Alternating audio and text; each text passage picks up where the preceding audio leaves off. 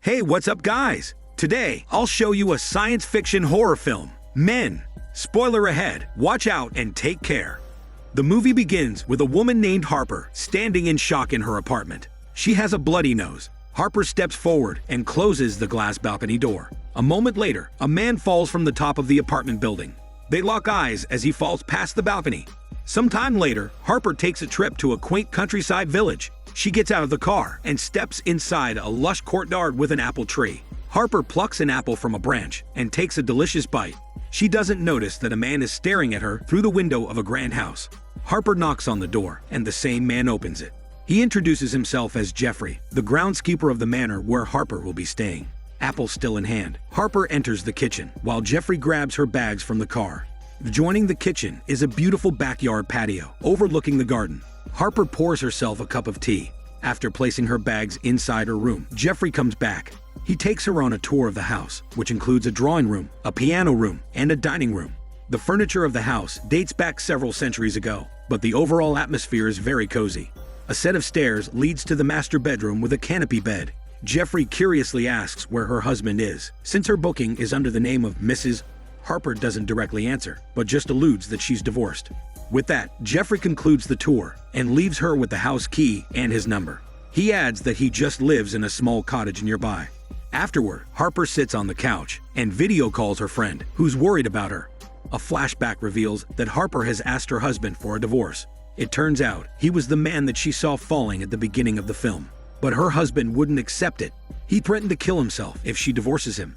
He said that it would be tantamount to her killing him herself. To escape that horrible memory, Harper takes a walk in the woods bordering the property. She eventually stumbles upon a dark tunnel in the middle of the forest. She screams into the tunnel to see how far her voice will echo. Eventually, she walks inside and is swallowed by the darkness. Once she's in the middle of the tunnel, she glimpses a figure at the end of it. She gets a terrible feeling as she watches the figure run toward her. Harper quickly turns back the way she came, but she gets lost and finds herself running deeper into the forest. She's confused when she sees that where the tunnel used to be before, there's now a bricked up wall.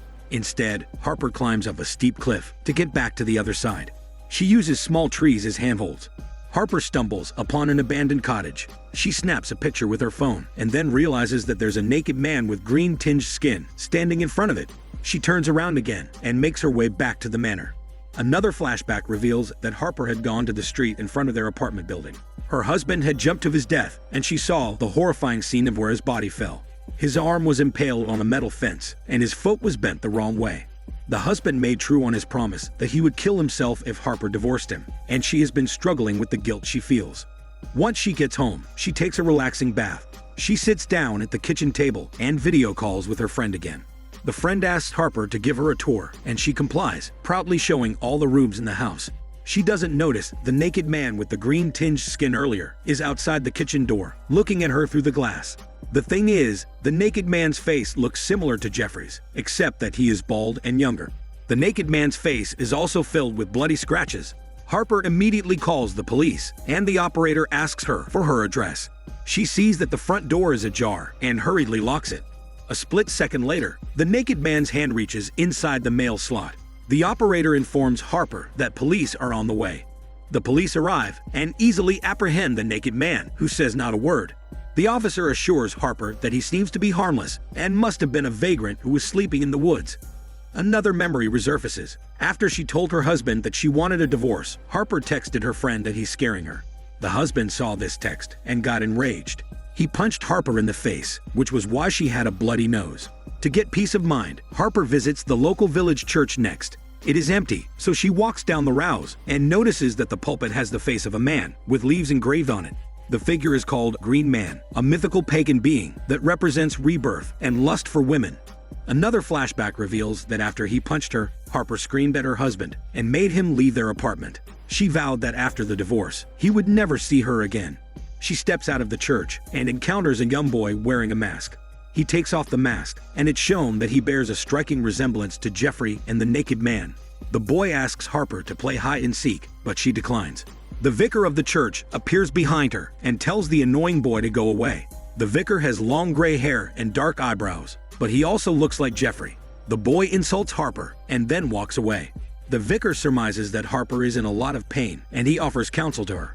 She confesses that she feels like she's being haunted. She tells the vicar the story of her husband's death and how she isn't really sure if his death was a suicide or an accident. Harper recalls the look her husband gave her when he was falling, as if he was surprised. She thinks that maybe he was just trying to climb into their balcony because she threw him out of their apartment. The vicar insinuates that she drove her husband to death. Harper reels from this because she was expecting the vicar would comfort her.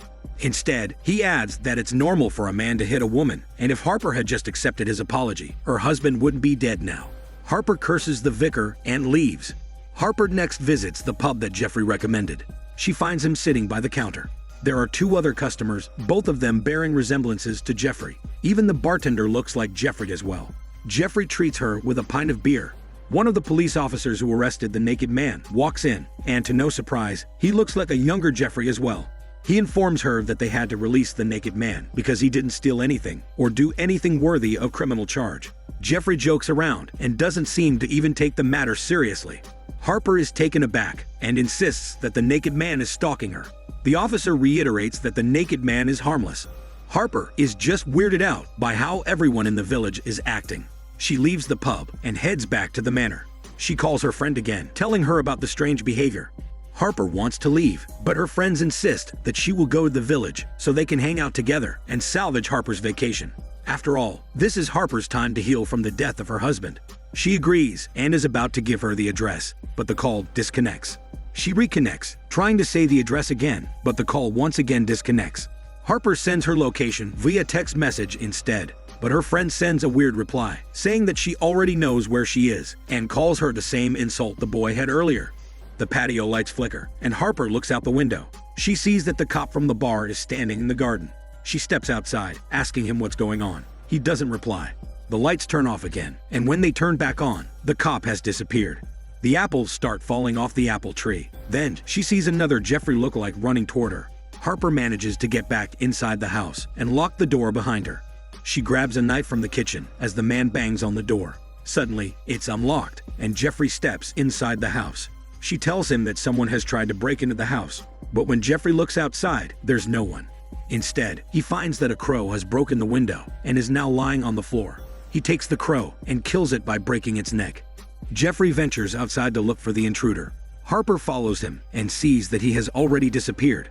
Instead, the naked man is standing in front of her. His face now looks like the green man figure on the church pulpit.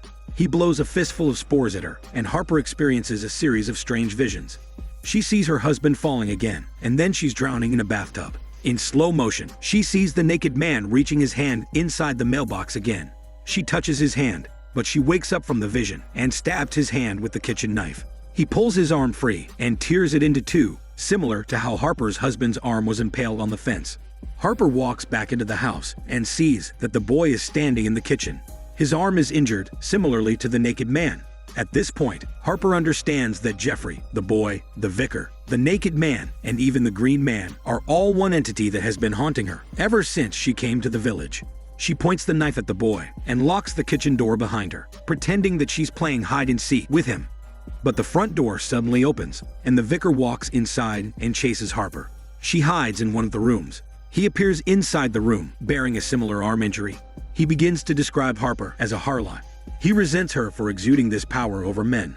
The vicar continues to rationalize that it's only normal for women to tempt men, and it's not his fault that she's driving him to sin. The vicar slowly approaches Harper and grabs the hem of her dress, intending to force his hormones on her. Harper defends herself by sinking her knife into the vicar's belly. She flees the house and gets into the car. But Jeffrey is standing in the middle of the road, and she accidentally runs over him. She stops the vehicle, and Jeffrey waddles up to her. He opens the door and yanks her out of the driver's seat. Jeffrey throws her on the asphalt before getting into her car and driving off. Suddenly, the road disappears, and all Harper can see is the bright night sky, flecked with stars. A moment later, Jeffrey returns and chases her with the car. Harper runs away, and he ends up crashing the vehicle into a stone wall. The naked man, who has now fully transformed into the green man, appears before Harper. His belly is swollen as if he's pregnant. He opens his legs and lies down on the grass. Slowly, he gives birth to the boy, who emerges from his womb with his teenage body. His belly is swollen too. The boy opens his mouth and screams before collapsing to the ground. He begins to give birth to Jeffrey, who springs from the boy, naked and covered in blood. Harper is shocked by the whole process, just like unveiling the Matryoshka dolls. She goes back inside the house, and Jeffrey crawls after her. He is pregnant too, and from his back emerges another Jeffrey lookalike. The last iteration is revealed to be Harper's husband, who claws his way out of the lookalike's mouth. Based on the theory used by the vicar to blame women for tempting the men, it's implied that this endless cycle of men being birthed by other men is a symbol of how toxic masculinity and oppressive ideals are replicated in people. Apparently, those toxic ideals culminated in Harper's husband, who sought to imprison her and led to his arrogant suicide. When Harper sees her husband reborn, she softens. Finally, she can come face to face with the source of the guilt she has been feeling. She asks him what he wants from her, and he replies that he wants her love. Harper sighs. When morning comes, Harper's friend arrives at the manor. The movie ends with the friend finding Harper alone, sitting on the steps. She is smiling, implying that her final confrontation with her husband has freed her from the guilt. This is Daniel CC Movie Channel. Stay safe and enjoy your day.